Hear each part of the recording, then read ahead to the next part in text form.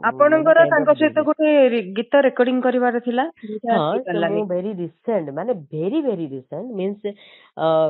one audio part ମୋର ଗୋଟେ viral ଯୋଉଟା କି ମୁଁ କାଲି whole night I can't sleep because ମୁଁ ଏତେ closely କଥାବାର୍ତ୍ତା ଏତେ ବଢିଆ କଥାବାର୍ତ୍ତା ହେଇଥିଲି ସେଗୁଡା ମୋ କାନରେ ବାଜୁଥିଲା ଏବଂ ସିଏ ମୋ ଗୀତକୁ ଯୋଉ ଗୀତଟା ରେକର୍ଡିଂ ହବ ସେ ଗୀତକୁ ସିଏ ଶୁଣୁଥିଲେ ଏବଂ ମତେ କହୁଥିଲେ ଯେ ଏଇ ଗୀତ କାହାକୁ ଦେବେନି ମୁଁ ଯାଇକି ଏଇ ଗୀତ ଗାଇବି। କୋଉ ଗୀତ ପାଇଁ ତାଙ୍କର ଗୋଟେ ଏତେ ସୁନ୍ଦର ସେ ଗୀତ ଥିଲା ଯୋଉ ଗୀତ କି ହ୍ୟୁମାନଙ୍କର ଗୋଟେ ଇଚ୍ଛା ଥିଲା ଯୋଉଟା କି ତାଙ୍କ ଇଚ୍ଛାଟା ପୂରଣ ହେଇପାରିଲାନି ମାନେ ଆପଣଙ୍କ କଥା ଅନୁସାରେ ଯୋଉ ଗୀତକୁ ସେ ଆପଣଙ୍କୁ ମନା କରିଥିଲେ ଯେ ଗୀତଟାକୁ କାହାକୁ ଦେବେନି କାହିଁକି ନା ସେ ମୋ ସହିତ 11 ତାରିଖ ଫାଷ୍ଟ ଗୋଟେ ଡେଟ୍ 31 ତାରିଖ ନେଇଥିଲେ ତାପରେ ପୁଣି 4 ତାରିଖ ନେଲେ ତାପରେ 11 ତାରିଖ ସେ ଲାଷ୍ଟ ଆସିକି ମୋ ସହିତ ଗାଇବେ ବୋଲି ନଭେମ୍ବର 11 ମୋ ସହିତ କଥା ଦେଲେ ଏବଂ ମତେ କହିଲେ ମୁଁ ଆଉ 2 ଦିନ ରେଷ୍ଟ ମୁଁ ଚାହୁଁନି ଯେ ମୋର ଏଇ ଫଟା ଗଳାରେ ଗାଇବି ଟିକେ ମୁଁ ରେଷ୍ଟ ନେଇଗଲେ ମତେ ଭଲ ଲାଗିବ ଆଉ ଆପଣଙ୍କର ଏଇ ଗୀତଟା ମୁଁ ଆପଣଙ୍କ ସାଙ୍ଗେ ଗାଇବି ଯୋଉ ଗୀତଟା ଥିଲା କୁଆଡେ ଗଲୁ କୁଆଡେ actually ମୋର ଟିକେ ଭଏସ ଭଲ ନାହିଁ ବଟ୍ ମୁଁ ନିହାତି ଗାଇକି ଶୁଣେଇବି ଦିସ୍ ଇଜ କମ୍ପ୍ଲିଟଲି ହ୍ୟୁମାନ ପାଇଁ ଆଉ ଭେରି ରିସେଣ୍ଟ ଅଲସୋ ମୁଁ ଯଦି ବି ଏଇ ଗୀତଟି ମୁଁ ଗାଇକି ଏକୁଟିଆ ଗାଇବାକୁ ମତେ ପଡିବ କାହିଁକି ନା ଏଇ ଗୀତଟା ମୁଁ ହ୍ୟୁମାନ ପାଇଁ କରିଥିଲି ଆଉ ମୋ ସହିତ ଥିଲା ମିଶିକି କରିଥିଲୁ ତ ଗୀତଟି ମୁଁ ନିହାତି ଭାବରେ ୟୁଟ୍ୟୁବ ରେ ଦେବି କିନ୍ତୁ ଦ୍ୟାଟ୍ ସଙ୍ଗ is dedicated for our beloved Human Sagar ଆଉ ସେ ଗୀତର ମୁଁ ନିହାତି ଗାଇବି। କୁଆଡେ କଲୁ ଲୁହରେ ଫସାଇ କାନ୍ଦୁଛି ରେ ରାତି ଦିନ ତୋ ସୁନା କଣ୍ଢେଇ କୁଆଡେ କଲୁ ଲୁହରେ ଫସାଇ କାନ୍ଦୁଛି ରେ ରାତି ଦିନ ତୋ ସୁନା କଣ୍ଢେଇ ଏଇ ଯୋଉ ଲାଇନ ଟଚି ଥିଲା ସେଇ ଲାଇନ କୁ ହ୍ୟୁମାନ ଗାଇବା ପାଇଁ ଇଚ୍ଛା କରିଥିଲେ ଏବଂ ଦୁଃଖର ବିଷୟ ଆଉ ଏଇଠି ଆକ୍ଚୁଆଲି ଆଜି ସାରା ଓଡିଶା ସ୍ତବ୍ଧ ହେଇଯାଇଛି ହ୍ୟୁମାନ ସାଗର ପରିକା ଗୋଟେ କଣ୍ଠଶିଳ୍ପୀକୁ ଆମେ ହରେଇକି ଆଉ ନିହାତି ଭାବରେ ସେ ଆମର ଲାଇଫ ରେ ସବୁବେଳେ ରହିବେ। କିନ୍ତୁ ହ୍ୟୁମାନଙ୍କର ମା ଅଭିଯୋଗ ଆଣୁଛନ୍ତି ଯେ ତାଙ୍କ ମୃତ୍ୟୁ ପାଇଁ ଅନେକ ଦାୟୀ ଅଛନ୍ତି ଆପଣ ସମସ୍ତେ ଜାଣିଛନ୍ତି ଯଦିଓ ସେ ମଦ୍ୟପାନ କରନ୍ତି ତାଙ୍କର ଲାଇଫଷ୍ଟାଇଲ ଠିକ ନଥାଏ କିନ୍ତୁ ଏଇ ଘଟଣା ଭିତରେ ଆଉ ଜଣେ କଣ୍ଠଶିଳ୍ପୀଙ୍କର ଲେଡି କଣ୍ଠଶିଳ୍ପୀଙ୍କର ନାଁ ମଧ୍ୟ ଆସୁଛି ତାଙ୍କ ନାଁ ମଧ୍ୟ ଓପନଲି ସେ ଖୋଲିକି କହୁଛନ୍ତି ଯେ ଅର୍ପିତା ଚୌଧୁରୀଙ୍କ ପାଇଁ ମୋ ପୁଅର ଜୀବନ ଯାଇଛି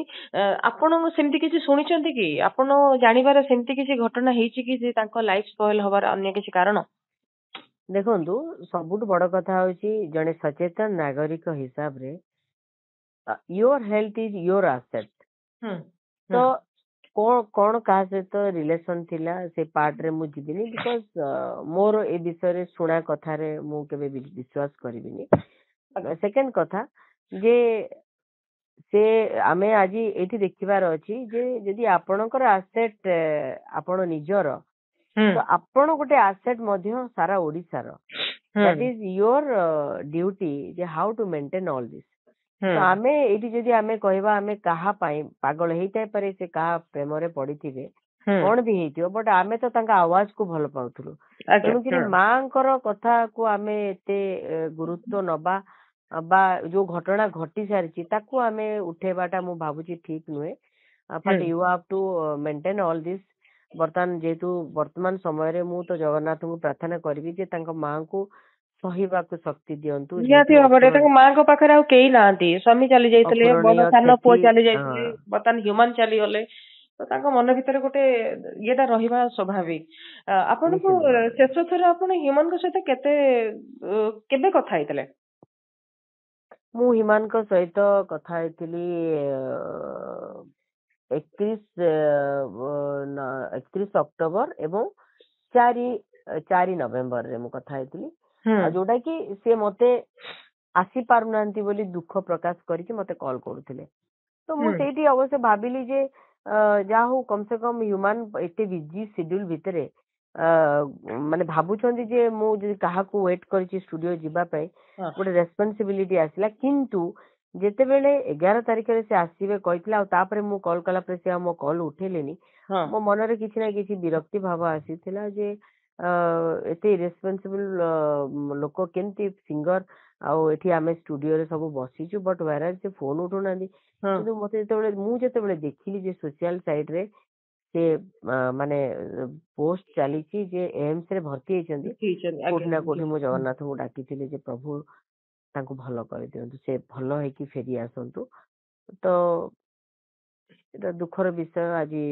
ଆମ ଗହଣରେ ସେ ବହୁତ ବହୁତ କମ ଦିନରେ ଆମକୁ ବହୁତ ଗୀତ ହିଟ୍ ଦେଇକି ଚାଲିଗଲେ। ସେ ଆମେ କେବେ ତାଙ୍କୁ ବି ଭୁଲି ପାରିବାନି, ସେ ସବୁବେଳେ ଅମର ହେଇକି ରହିବେ ନିଶ୍ଚିତ। ବହୁତ ବହୁତ ଧନ୍ୟବାଦ ଜୟଶ୍ରୀ ମ୍ୟାଡାମ। ଆମେ ବି ଚାହୁଁଛୁ ସେମାନଙ୍କର ଆତ୍ମା ସଦ୍ଗତି ସ୍ଥାପନ ହଉ ଆଉ ତାଙ୍କ ମାଆକୁ ମଧ୍ୟ ଧୈର୍ଯ୍ୟ ଦିଅନ୍ତୁ ଭଗବାନ। ବହୁତ ବହୁତ ଧନ୍ୟବାଦ।